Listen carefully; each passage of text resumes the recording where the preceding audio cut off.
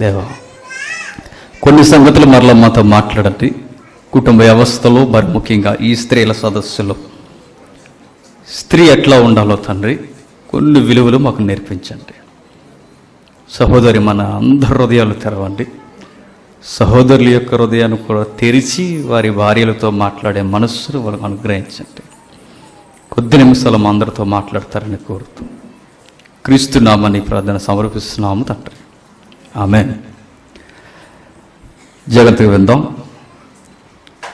ఈ స్త్రీల సదస్సులో 2వ సెషన్లో కొన్ని బహిర్గతమైనవి, అందరికీ సుపరిచితమైనవి, బాగా గుర్తించిన సందర్భాలు మరొక్కసారి మనం ధ్యానిద్దాం. ఆదికాండం 2వ అధ్యాయం 18వ వచనం. మరియు దేవుడైన యెహోవా నరుడు ఒంటరిగా ఉండుట మంచిది కాదు అని వానికి సాటి అయిన సహాయం వాని కొరకు చేయదుననుకొనెను. బాగుండండి. అనంతమైన సృష్టిని దేవుడు చేసిన తర్వాత చీకటిని ప్రాళదోలి పగలు రమ్మంటే వెలుగు మంచిదిగా చూసాడు దేవుడు. అది మొదటి దినమైతే 2వ దినము నాడు శూన్యము కలగాలని, ఆయన కోరుకున్న ప్రదేశం రావాలని చేసిన తర్వాత 2వ దినం కూడా బాగా అనిపించింది ఆయనకి. 3వ దినాన్న సముద్రాలు క్షమించండి, మొక్కలు, చెట్లు, శ్యాములు, ఎక్సెట్రా విత్తనాలు ఇవన్నీ చూసిన తర్వాత 3వ రోజున కూడా దేవుడు చాలా బాగుంది అన్నట్టు. 4వ రోజు ఖగోళంలో సూర్యుడు, చంద్రుడు, నక్షత్రాలు, గ్రహాలు, కదలికలు వీటన్నిటినీ చూసిన దేవుడు, వాడి భ్రమణ పరిభ్రమణాలన్నింటినీ గమనించిన దేవుడు. ఇది చాలా మంచిది అన్నట్టు. 5వ రోజు జంతుజాలాన్ని, రకరకాల జీవజాతులను పుట్టించిన దేవుడు 5వ రోజున కూడా అన్నాడు చాలా మంచిది, క్షమించండి మంచిది అన్నాడు. ఇక 6వ రోజు మనిషిని చేసి 6వ రోజున మనిషిని చేసిన తర్వాత మంచిది అన్నాడు. 7వ రోజులో అడుగు పెట్టడానికి ముందు అనంతమైన సృష్టిలో మంచిది మంచిది మంచిది అన్న దేవుడు ఆయన దృష్టికి ఒక మంచిది కనబడలేదట. ఏమిటది? నరుడు ఒంటరిగా ఉండుట మంచిది కాదు. నరుడు ఒంటరిగా ఉండిపోవడం దేవుడికి నచ్చలేదట. సృష్టి అంతా అందంగా కనబడితే సృష్టిలో ఉన్న లోపం ఏం కనబడిందట? నరుడు ఒంటరిగా ఉండడం ఆయనకి నచ్చలా. ఎప్పుడైతే దేవుడు సృష్టికే అందాన్ని తేవాలనుకున్నాడు, మన కవులు అన్నారు, శిలలపై శిల్పాల దక్కి ఏం తెచ్చారట? సృష్టికి అందం తెచ్చారట. వాళ్ళ రచనలు అలాగే ఏడిసే. కానీ బైబిల్లో మీరు చూడండి, శిలలు చెక్కడం వలన, కోయేళ్ళు అరపడం వలన, చల్లగాలి వేయడం వలన ప్రకృతికి అందం పెరగదు. కానీ ఫ్యామిలీస్ అనేవి యూనివర్స్కి అందాన్ని తీసుకొస్తాయట. కుటుంబం అనేది దేవుని దృష్టిలో విశ్వంలో చక్కటి ఒక ఆకర్షణీయమైన సహవాసం కనబడుతుందట. దేవుడు అనంతమైన సృష్టిని చూసిన తర్వాత ఆయన్ని మరింత ఆకర్షణగా చూడాలనుకున్నది ఏంటంటే కుటుంబాలుగా ఈ భూగ్రహం మీద చూడాలనుకున్నాడట. ఎప్పుడైతే అనుకున్నాడో దేవుడు తీసుకున్న ఆయన మదిలో నిర్ణయాలు కార్యరూపం దాలుస్తున్నప్పుడు దేవుడు 18కి 21కి మధ్యన కొన్ని మాటలు ఉపయోగించాడు. ఆయన చూద్దాం ఒకసారి. దేవుడైన యెహోవా ప్రతి భూజంతువును, ప్రతి ఆకాశ పక్షిని నేల నుండి నిర్మించి ఆదాము వాటికి ఏ పేరు పెట్టను చూచుటకు అతని ఎద్దకు వాటిని రప్పించను. జీవం గల ప్రతి దానికి ఆదాము ఏ పేరు పెట్టను ఆ పేరు దానికి కలిగను. అప్పుడు ఆదాము సమస్త పశువులకును, ఆకాశ పక్షులకును, సమస్త భూజంతువులకును పేర్లు పెట్టను. అయినను ఆదామునకు సాటి అయిన సహాయం అతనికి లేకపోయెను. 18వ వచనానికి 21వ వచనానికి మధ్య ఈ వచనాలు ఎందుకు రాయబడ్డాయో ఒకసారి మనం ఆలోచించాలి. దేవుడు సాటైన సహాయం చేయాలనుకున్నప్పుడు గాఢ నిద్ర కలగజేసి ఆదాము నిద్రపుచ్చిన తర్వాత ప్రక్కటెంకుని తీసి అవ్వను చేసేస్తే బాగానే ఉన్నాం. ఆ మాట చెప్పడానికి ముందు, ఆ కార్యం జరిగించడానికి ముందు ఆదాముకు ఒక పని చెప్పాడట. ఏం పని అది? ప్రతి భూజంతువును పిలిచి వాటికి పేర్లు పెట్టమన్నాడట. ఆదాముకి అర్థం కావాల్సింది ఏంటంటే, బాగా వినండి, ఆదాముకి మనుష్యుడికి అర్థం కావాల్సింది ఏంటంటే, సమస్త భూజంతువులను చూశాడు, సమస్త జంతువులను చూశాడు. సమస్తాన్ని చూసిన ఆదాముకి తన జీవితంలో ఆయనకు అర్థం కావాల్సింది, నాకు సరి అయిన సహవాసం లేదు అని. కొన్ని బైబిల్లో ఆదాముకట సాటి అయిన సహాయం కనబడలేదని ఉంటుంది. అంటే దేవుడికి కనబడిందా లేదో పక్కన పెడితే ఆదాముకి అర్థం కావాల్సింది ఏంటంటే, ఆదాముకే అర్థమైందట, పులి సెట్ అవ్వదు, సింహం పోల్చుకోవడానికే, కాపురం చేయడానికి పనికిరాదు, జిరాఫీ బాగుంది అవి అవురా అనడానికి పనిచేస్తుంది, కాపురాలు చేయడానికి పనిచేయవు. మనిషికి సాటైన సహాయం ఏంటంటే, మీరు గుర్తుపెట్టుకోండి, మనిషికి మనిషే, అది స్త్రీ. మ్యాన్ నుండి ఏమొచ్చిందో తెలుసా? ఉమెన్ వచ్చింది. దేవుడు లేనిది, కనిపించనిది, అదృశ్యమైన దాని నుండి తేవాలనుకోలేదు. ఆదాముకు అర్థమయ్యేలా నీలోనే నీ సహవాసం ఉంది ఆదాము అని అర్థం అవ్వాలి. నీలోనే నీ సహవాసం నిద్రిస్తుంది, దాన్ని బయటకు తీస్తాను చూడని అర్థమయ్యేలా ఈ భావాన్ని ఆదాముకు నేర్పిస్తున్నాడు. చూడండి, జంతువులను ఎందుకు పిలిచాడు? జంతువులు సాటైన సహాయం మనుషులకి కాదు. ఈ మధ్య కొంచెం పిచ్చి తొగలక మనుషులు అందరూ ఏం చేస్తున్నారు? మీ సహవాసం ఎవరంటే మా బెస్ట్ ఫ్రెండ్ కుక్కట. చూసారా, ఆవిడ ఒక ముద్ద తింటుంది, ఆ కుక్కకు ఒక ముద్ద ఎడుతుంది. అదే ఆ కాపురం. మరొకరికి కాపురం ఏంటో తెలుసా? మరొక కాపురం ఏంటి చెప్పండి? 4-5 జంతువుల పేర్లు. కొంతమంది కోళ్ళు, ఆ కోడి నిద్ర వద్ద కానీ ఈ కోడి నిద్ర వద్ద, ఇవి సహవాసాలు. కొంతమంది కుక్కలు, పిల్లులు, ఎలకలు. ఏమిటి అని అడిగితే మాకు సాటైన సహాయాలు అంటున్నారు వాళ్ళు, మా సహవాసాలు అంటున్నారు వాళ్ళు. మనకు లేదు కానీ మీరు గుర్తుపెట్టుకోండి, వెస్టర్న్ కల్చర్స్లో జంతువులతో కాపురాలు చేస్తారు. చెప్పుకోవడానికి సిగ్గు, పాత నిబంధనల కాలంలో కూడా రాయబడింది. జంతువులకి మనుషులకి తేడా ఉండద్దు. దేవుడికి తెలుసు, సృష్టిలో దేవుడికి అర్థమైనది ఏంటంటే, నీకు సాటైన సహాయం ఎవరంటే నీలో నుండి రాబోతున్న సృష్టి.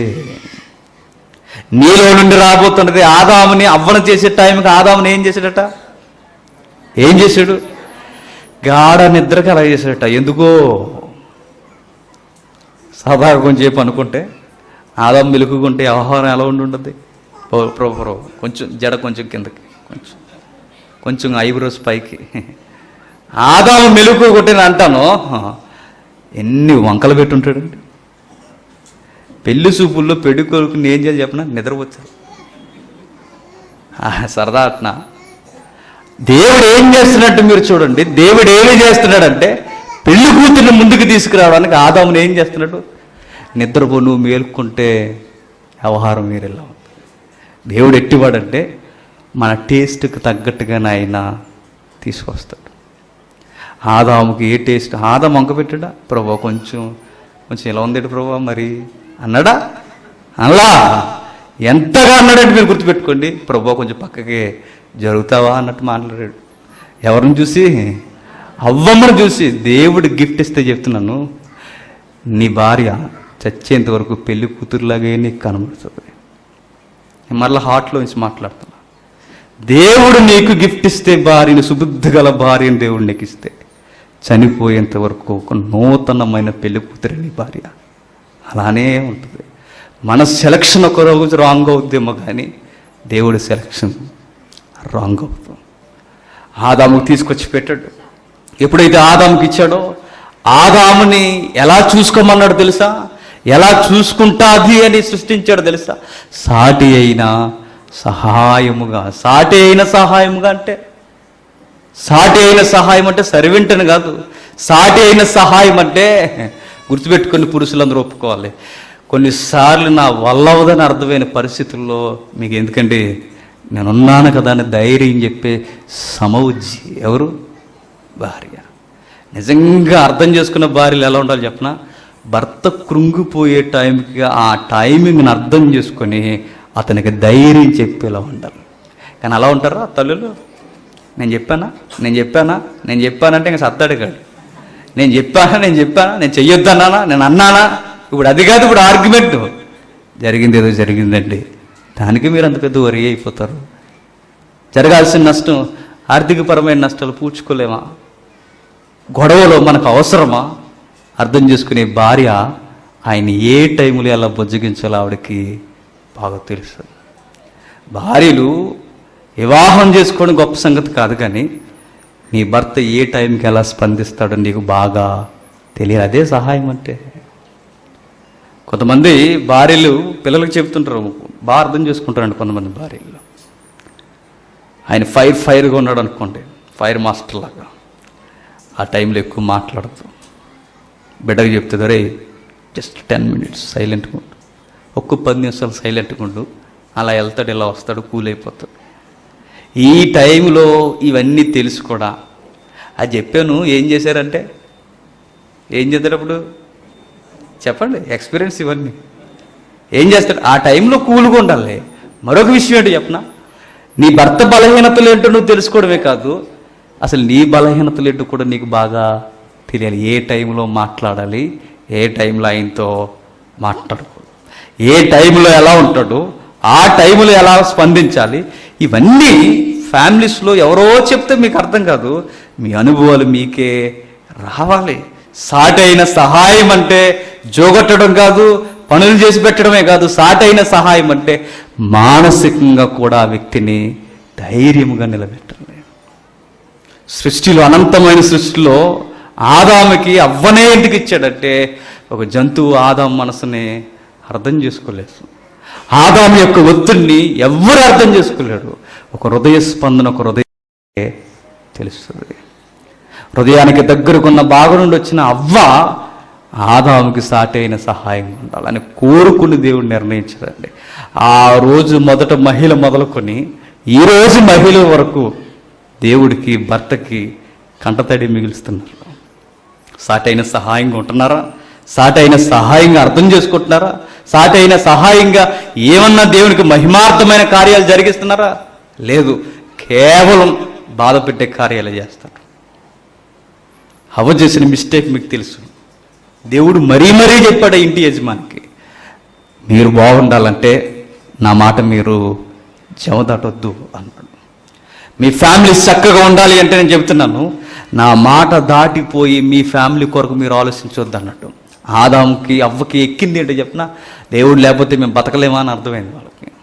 దేవుడు లేకపోతే మేము బ్రతకలేమా, మమ్మల్ని మేము పోషించుకోలేమా, మా గురించి మేము ఆలోచించుకోలేమా, మా నిర్ణయాలు మేము తీసుకోలేమా, దేవుడికే ప్రతిదీ చెప్పాలని ఎవడో మోటివేషన్ మెసేజ్ చేస్తే వాడు మోటివేషన్ గురైపోయిన అవ్వ ఆ పనికి మాలివాడు మాట్లాడితే మనకు తెలుసు, పర్లేదులే నిజమా, పర్లేదులే అని ఎంకరేజ్ చేస్తాడు వాడు. ఎప్పుడైతే ఎంకరేజ్ చేసాడో ఆ మాటలకు లోనైపోయిన అవ్వ చేతులారా కాపరాన్ని ఏం చేసింది? కుప్పగూలు చేసుకుంది. తినేసింది వద్దన్నది, తినేసి భర్తకు కూడా ఇచ్చేసిందట. తినేయండి మీరు కూడా. మరి ఏ రేంజ్లో మాట్లాడుంటుందో ఆ రోజు, మీరు తింటారా చచ్చిపోమంటారా అన్నట్టు. అలానకు బంగారు నువ్వు చచ్చిపోతే మరి చెట్టు కూడా తినేత్తు, నువ్వేం కంగారు పడుకుని ఉంటాడు. పళ్ళు కూడా అన్ని తినేయడట. నిజానికి దేవుడు ఒక్క ఆ చెట్టు వాసన తగలడానికే భయపడాలండి. ఎవరో ఆది దంపతులు ఆ చెట్టు దగ్గరికి వెళ్ళేసరికే భయపడాలి. ఆదామవ్వలు చేసిన తప్పేంటి చెప్పిన, 1 పండు 2 పళ్ళు కదట, కొన్ని పళ్ళు తినేసారట. మిక్సీ లేదు కానీ ఆ రోజు జ్యూస్ చేసుకుని ఫ్రిడ్జ్లో పెట్టుకుని 4 రోజులు తాగదురేమో. అలా తినేసారు, అస్సలు భయం లేదు. చూడండి, అయిపోయింది. అవ్వకు అర్థమైంది దేవుని దూరం చేసి సాధించింది ఏంటంటే శాపాలు, బాధలు, శిక్షలు తప్ప మేమేమి సాధించలేకపోయామని. అర్థమైన అవ్వమ్మ ఒకరోజు ఒక మాట, అర్థమయ్యే మాట మాట్లాడింది. ఏమని? 4వ అధ్యాయం త్వరగా ఆదికాండం 4వ అధ్యాయం మొదలు వచ్చి ఉన్నట్టు ఆదాము తన భార్య అయిన అవ్వను కూడినప్పుడు ఆమె గర్భవతి అయి కయ్యను కన్ని యెహోవా దయ వలన నేనొక మనుష్యుని సంపాదించుకున్నానని. ఏటట?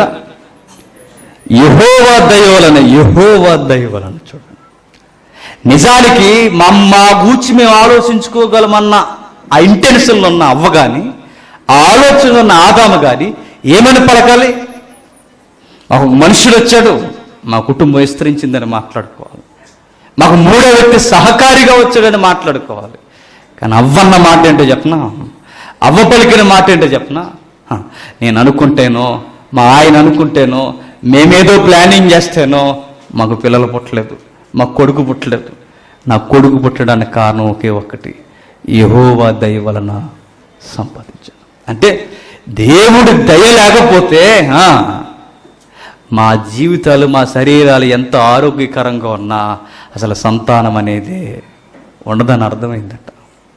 దేవుని దయ ఉండాలి, దేవుని దయ ఉండాలి, దేవుని కరుణ ఉండాలి, దేవుని అదృశ్య హస్తం మన కుటుంబంలో ఉండాలి. దేవుడు లేకపోతే మన కుటుంబాలు బాగుపడవు అని ఆదాము యొక్క భార్య అవ్వకు అర్థమైన తర్వాత ఆ రోజు నిర్ణయం తీసుకుంది. మరలా నోరిప్పితే దేవుని కూర్చిన ప్రస్తావనే తప్ప మారు మాట ఎక్కడ ఆదాముకి ఎంకరేజ్మెంట్ చేయలా, ప్రోత్సాహాన్ని ఎప్పుడు ఇవ్వలా. ఇప్పుడు అలాంటి ఎంకరేజ్మెంట్ మనకు కనిపించదు. మరి అవ్వలో ఏం కనిపించిందంటే పుట్టిన కొడుకులకి భయభక్తులు నేర్పడం కనిపించింది. ఏం నేర్పించింది? పుట్టిన కొడుకులకి భయభక్తులు నేర్పించిందట. వాడి పెద్దోడికి ఎలాగో ఎక్కలేదు, వాడికి చెప్పారు దేవుడికి అర్పణలు ఇవ్వాలరా అని. వాడు సొంత ప్రయత్నాలతో అర్పణ తెచ్చాడు. వాడికి ఎక్కలా? కయ్యేనికి ప్రతిగా మరొకడు పుట్టాడట. ఎవరు?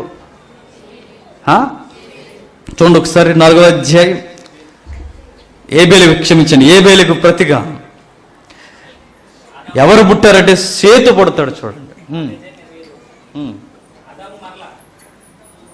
ఆదాము మరలా తన భార్యను కూడినప్పుడు ఆమె కుమారుని కని కయ్యనుకు చంపిన హేబేలుకు ప్రతిగా దేవుడు మరి యొక్క సంతానము నియమించినని అనుకుని అతనికి సేతు అని పేరు పెట్టాను.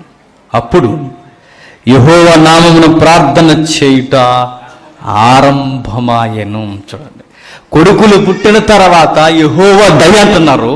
కొడుకులు పుట్టిన తర్వాత దేవుడికి ఏం చేస్తున్నారు? ప్రార్థన చేస్తున్నారు. మొట్టికేలు పడేంత వరకు బతికేంటో బాగా అర్థం ఉంది. అవ్వమ్మకి ఇలా అర్థమై ఉంటుంది. ఆ రోజు ఘనముగా దేవుని కౌగిట్లోనికి ఎగురుతూ వెళ్ళిపోయే నా భర్త, దేవుని స్వరం వినబడినట్టునే పరుగు పరుగును పరిగెట్టే నా భర్త ఈరోజు సిగ్గుతో ఆకులు చుట్టుకొని పొదల చాటుకు పోయి సిగ్గుపడిపోయి ఈరోజు ఇలా తలదించుకోవడానికి కారణం నేనే అన్న సంగతి ఎవరికి అర్థమైంది? అవకు అర్థమైంది. నా భర్త దేవుని దగ్గర తలదించుకోవడానికి కారణం ఎవరంటే నేనే అని అర్థమైంది. ఎప్పుడైతే అర్థం చేసుకుందో ఆ రోజు నిర్ణయం తీసుకుంది, మరలా ఇక సొంత ప్రయత్నాలు నా భర్త చేత ఎప్పుడు చేయించుకోవడం. ఇంకా మరలా ఆదాము అవ్వ వలన మిస్టేక్ చేసినట్లుగా మనకు పరిశుద్ధ గ్రంథంలో ఎక్కడ కనిపించదు. ప్రార్థనలు చేశారట, యెహోవా దయ వల్లనే మనుషుని సంపాదించుకున్నామన్నారట. మరొక మాట వాళ్ళ నోట రాలేదట. స్త్రీ ఎందుకు పురుషుడికి ఇవ్వబడుతుందంటే, బాగా వినండి, పక్కన కూర్చుని సోదుకోవులు చెప్పడానికి కాదు. మరి స్త్రీ ఎందుకు పురుషుడికి ఇవ్వబడుతుందంటే దైవ చిత్తాన్ని నెరవేర్చడానికి సాటి అయిన సహాయముగా ఉండాలి. దైవ చిత్తాన్ని భర్త ఎంత బాగా అర్థం చేసుకున్నాడో భార్య కూడా అంత బాగా అర్థం చేసుకోవాలి. ఒకరోజు ఒక విచిత్రమైన కేస్ స్టడీ ఉంది బైబిల్లో. ఏమిటంటే, అరణ్యంలో ఒక అన్య దేవతకి యాజకుడికి ఉండేవాడు. ఆయన యాజకుడు. అరణ్యం పేరు మిద్యాను. ఎవరో మీకు అర్థమైపోతుంది. ఇత్రో. ఆయన కూతుర్లు ఉన్నారు. కూతుర్లుంటే అందులో కూతురు పేరు ఏం పేరు? సిప్పోరా. ఎవరు ఈ సిప్పోరా? మోసే గారి భార్య. ఏం జరిగిందో మనకు తెలుసు.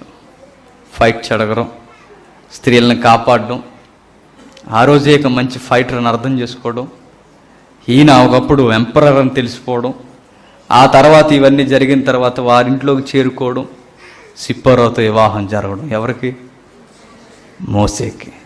ఎప్పుడైతే వివాహం జరిగిందో మీరు గమనించండి, ఆ పాప సిప్పోరా, ఆ అమ్మాయి ఎవరైతే ఉందో చిన్నప్పటి నుండి యెహోవాని ఎరిగిన అమ్మాయా? కాదు. వాళ్ళ నాన్న ఎవరో తెలుసా? ఒక విగ్రహ సంబంధమైన వాతావరణానికి యాజకుడు. ఒక విగ్రహ సంబంధమైన వాతావరణానికి యాజకుడైతే, అలాంటి యాజకుడికి కూతురు పూజారికి కూతురైతే, పూజారికి కూతురుగా పుట్టిందంటే మరి ఈమె యొక్క విగ్రహారాధన వ్యవహారం ఎట్లా ఉంటుందో మీరు అర్థం చేసుకోండి. అలాంటి వ్యవహారంలో బతికిన ఈవిడ, అలాంటి వ్యవహార శైలిలో ఉన్న ఈవిడ మోసే గారిని పెళ్లి చేసుకుందట. గమ్మత్తు ఏంటంటే, మోసే గారిని పెళ్లి చేసుకున్న తర్వాత మోసేని అర్థం చేసుకోవడమే కాదట, మోసే యొక్క దేవుణ్ణి కూడా అర్థం చేసుకుందట.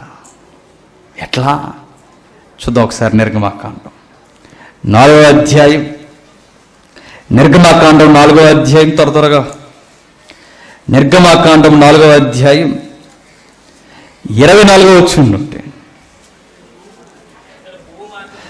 మోసే పో మార్గమున సత్రములో యెహోవా అతనికి ఎదురుపడి అతన్ని చంపచూడగా సిప్పోరా వాడిగల రాయి తీసుకుని తన కుమారునికి సున్నతి చేసి అది అతని పాదముల యొద్ద పడవేసి, నిజముగా నీవు నాకు రక్త సంబంధమైన పెనివిటివైతివనెను.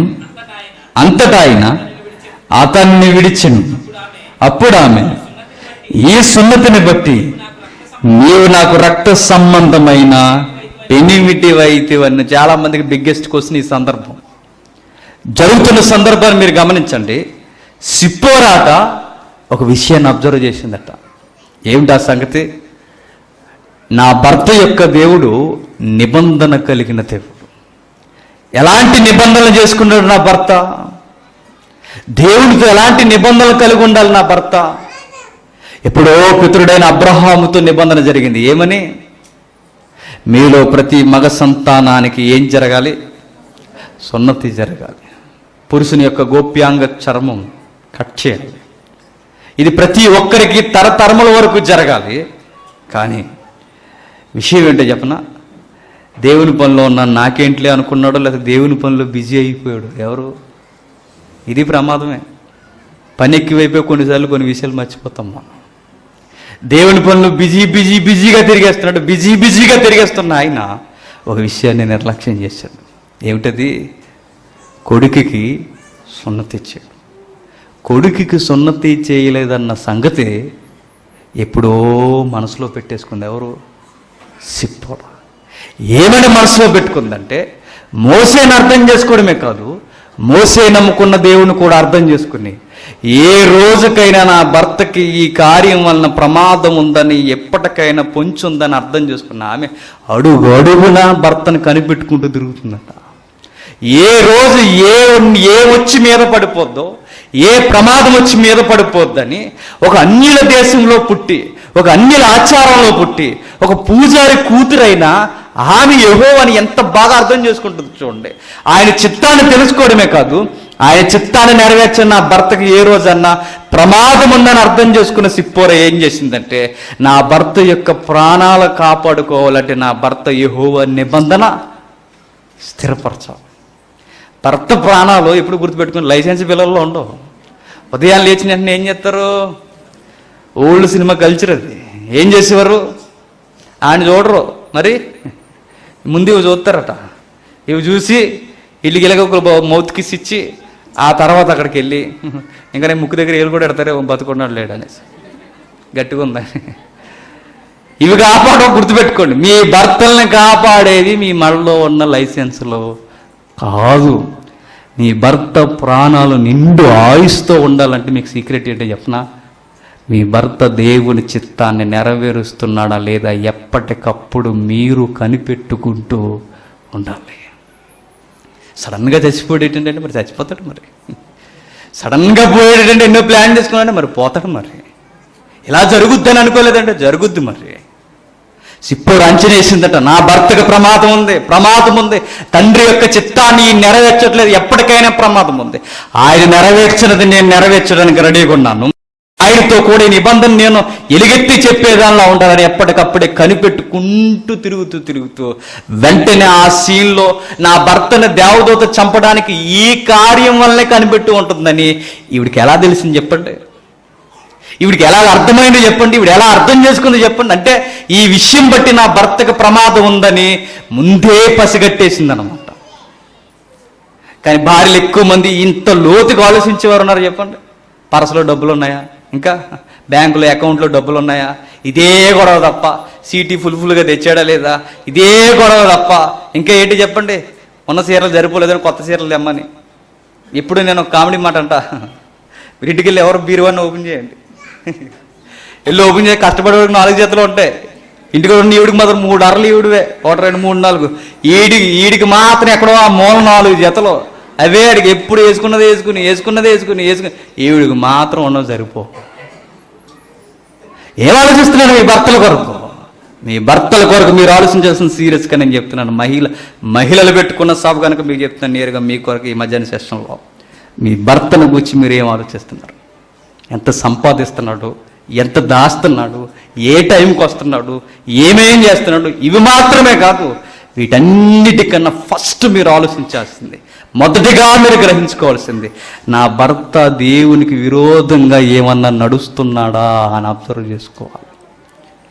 నీ తాళి ఏదైతే ఉందో అది స్ట్రాంగ్గా ఉండేది, ఇందులో ఉండదట. మరి దేవుని చిత్తంలో ఆయన ఉన్నాడా లేదా? దేవునికి కాని పని, దేవునికి విరుద్ధమైన పని, దేవుని చిత్తం కానిది ఏదన్నా చేస్తున్నాడా అది అర్థం చేసుకుని వెంటనే ఆ చిత్తాన్ని నెరవేర్చాలట. గొప్ప మాట ఏంటో చెప్పనా? ఎన్ని తరాలు గతించిపోయినా, ఈ తరాలు ఎన్ని గతించిపోయినా ఊహకందనే మాట ఒకటి ఉందట, ఈ సున్నతిని బట్టి ఇప్పుడు నాకు రక్త సంబంధమైన పెనిమిటమై. చూసారు ఎలా కలిపిందో? ఇప్పుడు నాకు భర్తవే, ఎప్పుడు నాకు భర్తవే, దేవుని చిత్తాన్ని ఎప్పుడు నెరవేరిస్తే అప్పుడయ్యా. ఇప్పుడు చెబుతున్నాను నేను, రక్త సంబంధమైన పెనిమిటివి. దేవుని నిబంధన నీలో జరిగితే నీ నిబంధనకి నా నిబంధనకి అర్థం ఉందంటాం. చూడు, దేవుని నిబంధన జరిగించకపోతే మన నిబంధనలకి అర్థం లేదట.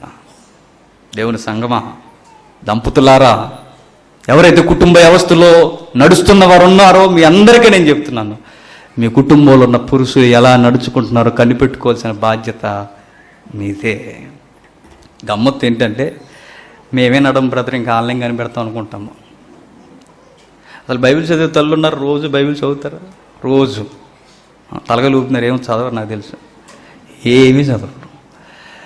ఏదన్నా మీ కాలయాపన అవ్వకపోతే చదువుతారేమో తప్ప బైబిల్ చదవకుండా నేను రోజును స్టార్ట్ చేయనండి అనుకునే తల్లులు ఉన్నారు. నీకు బైబిల్ ఎంత బాగా తెలిస్తే దేవుడు నీకు అంత బాగా తెలుస్తాడు. బైబిల్ దేవుని చిత్తం కనుక, దేవుని చిత్తం నీకు ఎంత బాగా అర్థమైతే నీ భర్త దేవుని చిత్తంలో ఉండడం లేదో నీకు బాగా అర్థమవుతుంది. చదవాలి బైబిల్ని.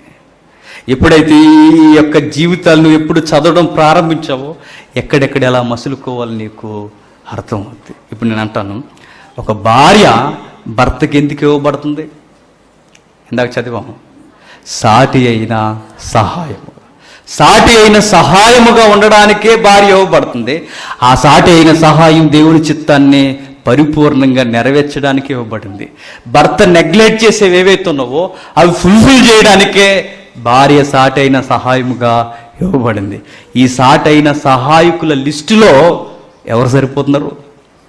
సిప్పోర సరిపోతుంది. చూడండి, నిజమైన భార్య ఆవిడ, మోసేకు తగ్గ భార్య ఆవిడ, అవునా కదా?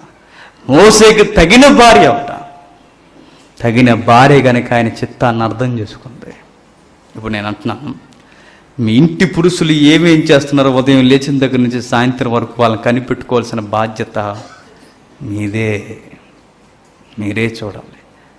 వివాహం ఎందుకు జరుగుద్దంటే వయసు అయిపోతుందనో, ఇరుగు పొరుగు వారు ఏమనుకుంటారనో, చేసుకోకపోతే ఏమైపోతామనో ఇందుకు పెళ్ళిళ్ళు చేసుకోకూడదట. పెళ్ళెందుకు చేసుకోవాలంటే ఇద్దరూ కలిసి దేవుని చిత్తాన్ని నెరవేర్చడానికే చేసుకోవాలట. అందుకే మనం పుట్టింది అందుకే, మనం పెళ్ళిళ్ళు చేసుకోవాల్సింది అందుకే, మన పిల్లలు కనాల్సింది కూడా అందుకే, మనం ఉన్నదే అందుకు. కుటుంబ వ్యవస్థ ఉన్నది ఈ ప్రకృతిలో ఆయన్ని మహిమపరచడానికి. అందుకే పెళ్ళిళ్ళు, అందుకే భార్య, అందుకే పిల్లలు, అందుకే సంసార జీవితం తప్ప ఇంతకు మించి మీరు ఈ యొక్క జోన్లో మీరు వివాహ వ్యవస్థను ఆలోచిస్తే మీ కాపురాన్ని మీరు ఎంత ఎక్స్పెక్ట్ చేస్తారో అంత రివర్స్ జరుగుద్ది. మీరు కావాలంటే చూడండి. దేవుడన్న ఆయన్ని పక్కన పెట్టి మీరు ఎన్ని కోటలు కట్టుకుంటారో కట్టుకోండి, అవే మీ పేకమాళ్ళ కూలిపోతాయి తప్ప నెరవేరే అవకాశం లేదట, జరగదట. అందుకే ఈ మరొక సందర్భాన్ని మనం చూడగలిగితే చూద్దాం ఒకసారి. మరొక సందర్భం ఆదికాండం, త్వరగా ఆదికాండం 29వ అధ్యాయం. ఆదికాండం 29వ అధ్యాయం 30వ వచనం. యాకోబు మరియు అతడు లేయ కంటే రాహేలును బహుగా ప్రేమించి లేయా దేశింపబడుట యెహోవా చూసి ఆమె గర్భము తెరిచెను, రాహేలు గొడ్రాలై ఉంటాడు. బాగున్నాడు. లవ్ మ్యారేజ్ చేసుకున్నారు ఎవరిద్దరు?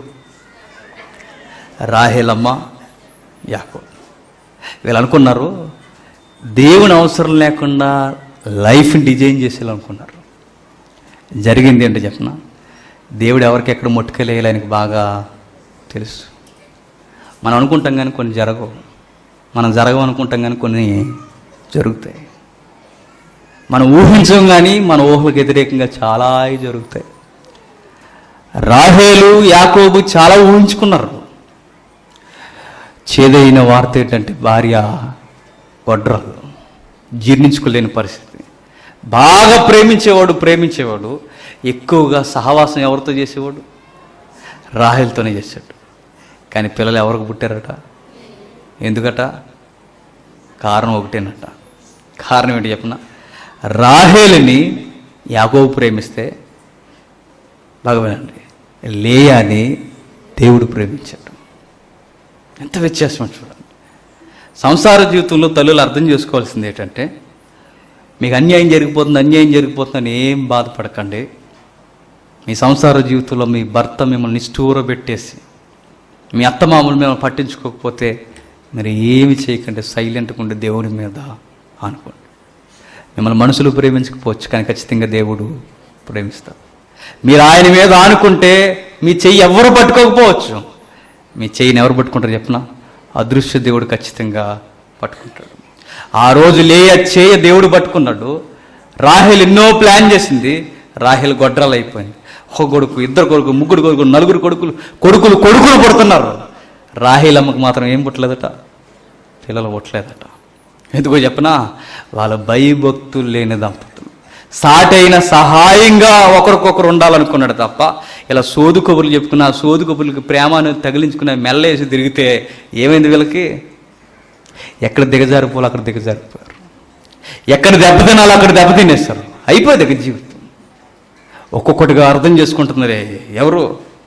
లేయమ్మ మొదటి కొడుకు కన్నదట. ఏమని? 33వ వచనం,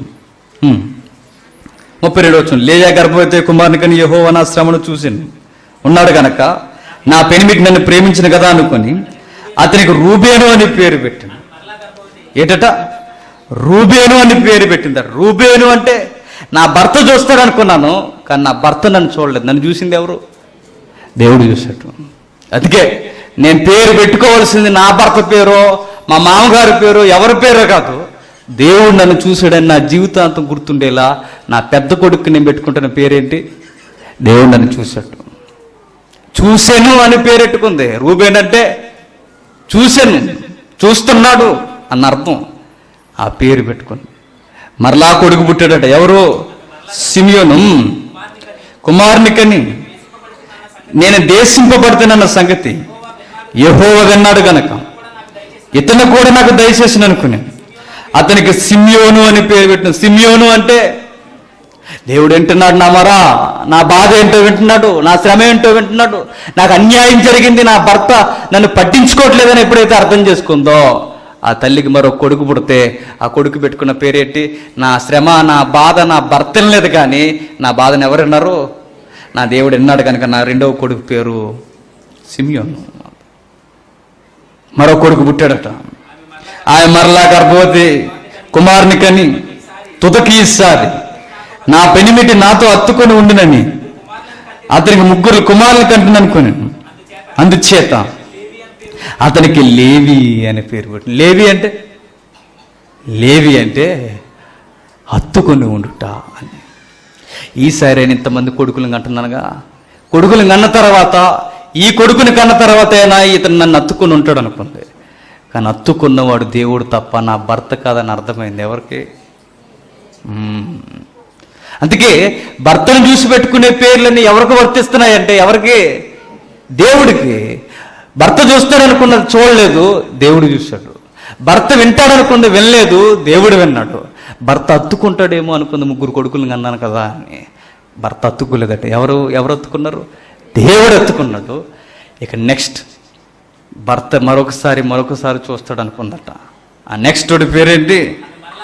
ఆయన మరలా గర్భవతి కుమారుని కని ఈసారి యెహోవాను స్తుతించదని అనుకుని యోధా అని పేరు పెట్టిన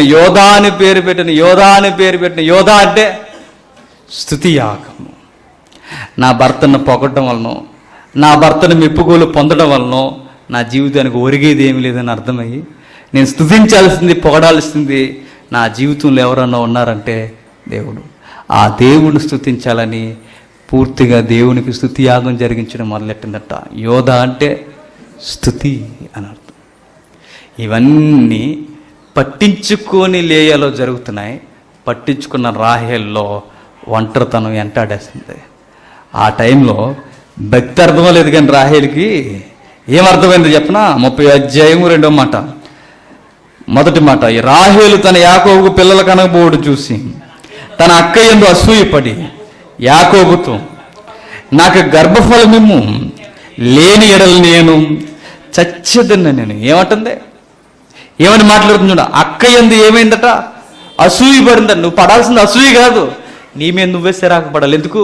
నీలో భయభక్తులు లేవు గనక, నీలో దేవుని యొక్క తృష్ణ లేదు గనక నీ జీవితం దిగజారిపోయింది. ఎవరు చూసి అసహించుకోవాలి? నన్ను నేనే చూసి అసహించుకోవాలని ఎవరికి అర్థం అవ్వాలి? రాహేల్కి అర్థం అవ్వాలి. కానీ అక్కను చూసి అసూయపడుతుందట. ఎందుకు? మానవులుగా మనకు వచ్చే గొడవ ఏంటంటే, మనం బాగుపడకుండా పక్కోడు బాగుపడతాను చూసి ఎడుతాం. మనం లేయం చేసేది కూడా అదే.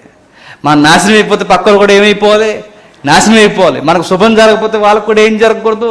శుభం జరగకూడదు. అలాంటి అసూయ వచ్చేసిందట ఎవరికి? రాహేలమ్మకి. ఎప్పుడైతే అసూయ వచ్చిందో, అసూయలో ఆవేశంలో అంటున్న మాట అని చెప్పనా? Hello mister Jacob or James, నేను ఒక మాట అడుగుతా, నాకు పిల్లల్ని ఇస్తావా? చచ్చిపోమంటావా అని అడుగు. లవ్ మ్యారేజ్లో లాంగ్వేజ్ ఎలా ఉంటుంది చెప్పనా? చచ్చిపోమంటావా? చచ్చిపోంటాను అన్న అంతే. చచ్చిపోమంటావా?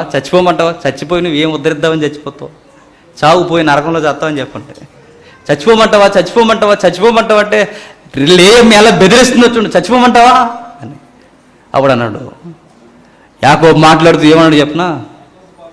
యాకోబు కోపం రాహేలు మీద రగులుకొనగా, నేను నీకు గర్భఫలం ఇవ్వకపోయినా దేవునికి ప్రతిగా ఉన్నానా అన్నాడు. ఫైర్ అయిపోయి భార్య మీద కోపగించేసుకుని భార్యతో సీరియస్గా ఆర్గ్యుమెంట్ చేయడానికి మధ్యలోకి ఎవరిని లాక్కొచ్చేస్తున్నాడట. బాగా దొరికాడు అనమాట దేవుడు. చూశారు, వెనకాల తిరుగుతున్నప్పుడు దేవుడు చిత్తమో కాదో అర్థం కాలేదు, కానీ గొడవ వచ్చేసరికి గొడవ మధ్యలోకి ఎవరిని తీసుకొస్తున్నాడు? దేవుడిని తీసుకొచ్చి అంటున్నాడు, బుర్ర పని చేస్తుందా పిచ్చిదానా అని అడిగాడట. నీకు పిల్లలు ఇమ్మని ఇవ్వకపోతే నా మీద అజమాయిషీ చేస్తున్నావు. పిల్లల్ని ఇచ్చేది ఎవరు? దేవుడు. పిల్లల్ని పుట్టించేది ఎవరు? దేవుడు. పిల్లల్ని పుట్టించే దేవుడు కనుక దేవుడు పిల్లల్ని ఇస్తాడు కనుక నన్ను ఇమ్మని అడిగితే నీకేరు పిచ్చా అని అడిగాడట. అర్థం కావాల్సింది ఏంటంటే, లేయాకి సుమారు 4-5 పుట్టినప్పుడు వాడని భాష రాహేలమ్మ దగ్గరికి వచ్చేసరికి వాడుతున్నాడు ఎవరు? యాకోబు ఎంత లాజిక్గా చూడండి. లేయాకి మొదటి కొడుకు పుట్టాడు, ఎవరిచ్చారు? దేవుడిచ్చాడు. రెండో వాడిని దేవుడిచ్చాడు. 3 దేవుడే. 4 దేవుడే. ఇంతమంది బిడ్డలు ఇచ్చింది దేవుడు అన్న విషయం యాకోబుకి తెలుసా తెలీదా అంటే తెలుసు, తెలిసినా పట్టించుకోవట్లేదు. ఎవరిని? లేయని. తెలుసని దేవుడే పిల్లల్ని ఇస్తాడని యాకోబుకు తెలుసంటే తెలుసు. ఎలా తెలుసని మనం చెప్పగలం అంటే, లేయా రాహేలుకి యాకోబుకు గొడవ వస్తుంటే పిల్లల్ని ఎవరిస్తాడని చెప్తున్నాడు? దేవుడిస్తాడని చెప్తున్నాడు. దేవుడి పిల్లల్ని ఇస్తాడు. దేవుడి పిల్లల్ని ఇస్తాడు. ఆయన కరుణ లేనిదే మన జీవితంలో ఏం జరుగుతుంది? నీకేమైనా పిచ్చా అని అడిగాడు ఆ రోజు. అక్కడ మాత్రం గొడవ వచ్చేసరికి దేవుడి జ్ఞాపకం వచ్చేసాడు. లేయ విషయంలో మాత్రం ఎవరు జ్ఞాపకం రాలేదు? దేవుడి జ్ఞాపకం రాలేదట. ఇంకా సీరియస్గా ఇద్దరి మధ్య గొడవలు జరుగుతుంటాయి. ఒకరోజు ఆలోచించిందంటే ఎవరు? రాహేలమ్మ ఏం ఆలోచించిందంటే, అసలు నాకు పిల్లలు ఎందుకు పుట్టట్లేదు, మెడిసిన్ సరిగా వాడలేదు అనుకుందట. ఎవరు? మనలాంటి తింగర బ్యాచ్లు ఉంటారు కదా, అలాంటిదన్నమాట. ఎవరో చెప్పారో మరి, నీకు పిల్లలు పుట్టాలంటే ప్రకృతి వైద్యాన్ని సంప్రదించన్నారు. ఎవరిని? రాహేలమ్మ. ఆవిడకి ఎవరు చెప్పారు? చెవులు ఎవరు ఊదారు. ఎప్పుడైతే ఊదేశారో వెంటనే అబ్జర్వ్ చేసింది ఏంటంటే, రూబేను పెద్ద కొడుకు పుత్రద్రాక్ష వృక్ష ఫలములు తేడానికి వెళ్ళాడు. పొలంలోకి వెళ్ళినప్పుడు ఎవరికి? లేయాకి తెచ్చి ఆయన ఉద్దేశం ఏమై ఉండాలంటే, మా అమ్మకి ఇంకా ఎక్కువ మంది పిల్లలు పుట్టాలి, నాకు ఇంకా ఎక్కువ మంది సహోదరులు రావాలి, మా అమ్మ మమ్మల్ని చూసి చాలా ఆనందంగా ఉండాలి అని తన తల్లి యొక్క భవిష్యత్తుని బాగా ఇచ్చిన ఈ అబ్బాయి ఇంకా కొడుకులు పుట్టాలని ఏం తెచ్చాడట? పుత్రద్రాక్ష వృక్ష ఫలం. అంటే అప్పట్లో ఆ నాగరికత ఉండేది, అవి తింటే పుడతారని. అది రూబేనికి తెలియదు, రాహేలుకి తెలియదు. అప్పుడున్న మనుషులకి ఏమి తెలియదంటే, అంత అవగాహన ఏమి లేదంటే, ఏవో తింటే పిల్లలు పుడతారు అనుకుంటున్నారు. ఆ వైద్యాన్ని సంప్రదించారు. ఇది చూసిందట ఎవరు? ఈ విషయాన్ని చూసి రాహేలమ్మ వచ్చి, అక్క నీకు మాట చెప్పాలందట. ఏంటి చెల్లమ్మ, ఎంత ప్రేమ వచ్చింది నీకు అనుకుని ఉంటుంది ఆ రోజు. అవసరం ఉంటే కానీ తెగ గురిపించేస్తారు, అవసరం లేకపోతే అసలు మన మొహం చూస్తారా? వచ్చి, అక్క నీకు మాట చెప్తాను, ఎలా చెప్పాలి నాకు అర్థమవట్లేదు అని ఉంటుంది. ఇది ఈరోజు బావగారు మీ ఇంటికి డిన్నర్కి వస్తారు, నువ్వేం చేస్తావంటే, బావగారు మీ ఇంటికి డిన్నర్కి వస్తారు, నువ్వు పని చేయి, నాకు ఈరోజు నైట్, రేపు నీకు నచ్చిన రోజులు బావగారు మీ ఇంటికంటే నైట్ డిన్నర్ అంతా. ఇప్పుడు నువ్వు చేయాల్సింది ఏంటంటే, మీ అబ్బాయి రూబేన్ పుత్రద్రాక్ష వృక్ష ఫలం తెచ్చాడుగా, అవి నాకు ఇచ్చేవా? ఎదుగో. ఎందుకవి? దేనికంటే అవి తినేసి పిల్లలు కానేద్దాం అనుకుంటుందట. ఎవరు? ఎంత తెంగరతో చూసారు. భక్తి లేకపోతే వేసి యాసలన్నీ ఎలా ఉంటాయి? ఇలాగే ఉంటాయి. ఆడు 4 మింగమంటూ ఇంకా 5 మింగుతారు, వాడు ఏదో 4 బరిగెట్టమంటూ ఇంకా 5 బరిగెడతారు. ఏమవదు గుర్తుపెట్టుకోండి, దేవుడు సెలవు లేకపోతే నువ్వు ఎన్ని తిన్నా ఎన్ని మింగినా ఏమవుదు? పిల్లలు పుట్టరు. ఆ రోజు రాహేలమ్మకి లేయాకున్న వ్యత్యాసం మనకు కనబడుతుంది చూడండి. ఆ రోజు నిబంధన జరిగింది. పుత్రద్రాక్ష వృక్ష ఫలం పట్టుకెళ్ళిపోయింది. భర్తని లేయా దగ్గర లేయా దగ్గర వదిలేసింది. ఎప్పుడైతే వదిలేసిందో విడ్డూరం ఏంటంటే చెప్పినా, మరలా పిల్లలు ఎవరికి పుట్టారు? లేయకే పుట్టారు. అర్థం కావాల్సింది ఏంటంటే మనం ఏవో తినడం వల్ల, ఏదో వైద్యాన్ని పాటించడం వల్ల పిల్లలు పుట్టరు. దేవుని సెలవు ఉండాలి. ఇవి తింటే పుడతారు అనుకున్నాను, మరలా ఎవరికి పుట్టారు? మా అక్కకే పుట్టారు. ఆ రోజు సీరియస్గా అర్థమైపోయింది, మాకు పిల్లలు పుట్టాలంటే, మా అక్కకు పిల్లలు పుడుతున్నారంటే కారణం ఏంటంటే, దేవుని చిత్తం ఏంటో మేము తెలుసుకోలేకపోతున్నాం. అప్పుడు అర్థమైందట. 30వ అధ్యాయం 20వ వచనం నుండి, అప్పుడు లేయా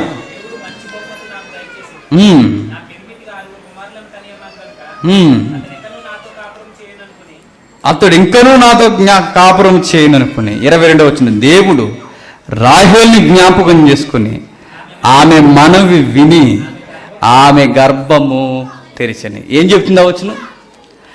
రాహేలుని దేవుడు జ్ఞాపకం చేసుకుని ఆమె మనవి విని. ఆమె మనవి అంటే, మనవంటే ఏంటి? ప్రార్థన విని. అంటే మా అక్కగా పిల్లలు పుట్టడానికి కారణం ఏంటంటే, ఆమె ప్రార్థన విజ్ఞాపన కలిగిన స్త్రీ. మా అక్కగా పిల్లలు పుట్టడానికి కారణం ఏంటంటే, యెహోవా మీద అనుకునే స్త్రీ. నాకు పిల్లలు పుట్టకపోవడానికి కారణం ఏంటంటే నేను దేవుని యందు భయభక్తులు లేని స్త్రీని. ఎప్పుడైతే ఆ విషయాన్ని గ్రహించిందో ఆమె తీసుకున్న మొదటి నిర్ణయం, వెంటనే తీసుకున్న నిర్ణయం ఏంటో చెప్పినా, దేవునికి ఏం చేసిందట? ప్రార్థన విజ్ఞాపన చేస్తే అప్పుడు దేవుడు ఏం చేశాడు? బిడ్డనిచ్చాడట. బిడ్డలు ఎందుకు పుడతారంటే దేవుని చిత్తాన్ని మరింత ముందుకి నడిపించడానికే. భార్య భర్తలు ఎందుకు ఉన్నారంటే ఒకరికొకరు సహాయకులుగా ఉండడానికే. మీ ఇద్దరికి సాటి అయిన సహాయకులుగా ఉండాలని దేవుడు ఒక నిబంధన పెట్టి దేవుడు స్థిరపరిస్తే మీ ఇద్దరు ఎవరి చిత్తాన్ని నెరవేర్చాలి? దేవుని చిత్తం మాత్రమే నెరవేరాలి. ఇది కాదని మధ్యలోకి ఏమొచ్చినా జరిగేది ఏంటో చెప్పిన, మీ జీవితం, మీ కాపురం పూర్తిగా విరుద్ధముగా నలిగిపోతుంది. అందుకే దేవుని చిత్తం వెరగనే ఒక స్త్రీని దేవుడు ఏమని తిట్టాడో ఒక మాట చూద్దాం చివరిగా. సాయంత్రం ఆలోచిద్దాం ఎక్కువ సంగతులు. మొదటి తిమోతి పత్రిక 5వ అధ్యాయం, మొదటి తిమోతి పత్రిక 5వ అధ్యాయం 6వ వచనం. సుఖభోగముల యందు ప్రవర్తించినది బ్రతుకుచుండియు చచ్చినదయ్యుండెను. సుఖభోగాలకి బాగా అలవాటు పడిన స్త్రీ ఎవరట? చచ్చిన శవంతో సమానం అట. అంటే దేవుడు అంటే ఏంటో తెలీదు, ఆయన చిత్తం అంటే ఏంటో తెలీదు, సంసారం అంటే ఏంటో తెలీదు. ఇవేమీ అర్థం చేసుకోకుండా కేవలం తిన్నాం, తిరుగుతున్నాం, బట్టలు వేసుకుంటున్నాం, ఉతుక్కుంటున్నాం, ఇదే రొటీన్ లైఫ్లో ఇలానే గడిపేస్తే, ఈ సుఖాలకి అలవాటు పడిపోతే బతుకున్న శవంతో లెక్కట. ఎవరు? ప్రభు చిత్తమెరగని స్త్రీ. స్త్రీలకు అందరికీ బైబిల్ ద్వారా దేవుడు చెప్తున్నది ఏంటంటే, మీరు పుట్టింది ఎందుకంటే మంచి గృహ పరిపాలన జరిగించడానికి, భర్తకి సాటి అయిన సహాయముగా ఉండడానికి. మీ భర్త దేవుని చిత్తాన్ని నెరవేరుస్తున్నాడో లేదో ముందే మీరు పసిగడితే నిండు ఆయుష్తో మీ భర్తని ఎప్పటికప్పుడు మీరు చూసుకోగలరు. మీ భర్త గౌరవం పెరగాలన్నా, దేవుని ముందు తల దించుకోవాలన్నా ఎవరి చేతుల్లో ఉంటుంది? మీ చేతుల్లో ఉంటుంది. ఒకవేళ మీకు అన్యాయం జరుగుతుందా, ఏం బాధపడకండి, మీరు మౌనంగా ఉండండి. రహస్యమందు చూస్తున్న దేవుడు మీ అన్యాయాన్ని ఖచ్చితంగా ఆయన లెక్కల్లోకి తీసుకుంటాడు. మీ అత్తని హింసిస్తుందా, నీ భర్తని హింసిస్తున్నాడా, నీ తోబుట్లు నిన్ను పట్టించుకోవట్లేదా, దేవుడు ఖచ్చితంగా కలగజేసుకుంటాడు. ఒంటరి అయిపోయిన స్త్రీల జీవితాల జోలికి ఆయన వస్తాడు ఖచ్చితంగా. భర్త అనే మోసంలో మగ్గిపోయిన వారి జీవితాలు ఆయన కలగజేసుకుంటాడు ఖచ్చితంగా. అట్టి నమ్మకంతో మీరు కొనసాగండి. ప్రభు చిత్తాన్ని మాత్రమే నెరవేర్చండి. God bless you. సాయంత్రం ఎక్కువ సంగతులు మాట్లాడుకుందాం. దయచేసి తల్ల వంచండి, ప్రార్థన చేసుకుందాం. పరలోకమందున మా తండ్రి దేవా, కొన్ని సంగతులు మధ్యాహ్నం వేళ మాతో మాట్లాడినందుకు వందనములు తండ్రి. విస్తరించి మాట్లాడుకోవడానికి అనుకూలమైన సమయమును, జ్ఞానమును మాకు సాయంకాలం వేళ మీరే ప్రసాదించండి. ఆ మనసులను స్థిరపరచండి, మాతో మాట్లాడండి తండ్రి. మీ సహాయం లేకపోతే తండ్రి ఏ కార్యమేమో చేయలేము తండ్రి. అందరితో మాట్లాడతారని కోరుతూ వచ్చిన వారందరినీ తండ్రి మరింతగా తండ్రి భయభక్తులు కలిగి జీవించడానికి, వారి సంసార జీవితాలు తండ్రి చక్కగా నడిపించుకోవడానికి తండ్రి వారందరిలో మీ హృదయం, వారి హృదయంలో తండ్రి మెండైన వాక్యపు అనుభవాలు, రక్షణ అనుభవాన్ని నింపండి తండ్రి. సమస్త మహిమ ఘనత మీకు ఆరోపిస్తూ వినబడుతున్న మాటలు తండ్రి సమాధానం లేనిగా మిగిలిపోక తగిన సమాధానాన్ని వారి జీవితాల్లో తీసుకొస్తారని కోరుతూ క్రీస్తునామని ప్రార్థన సమర్పిస్తున్నాము తండ్రి. ఆమె సెలవు.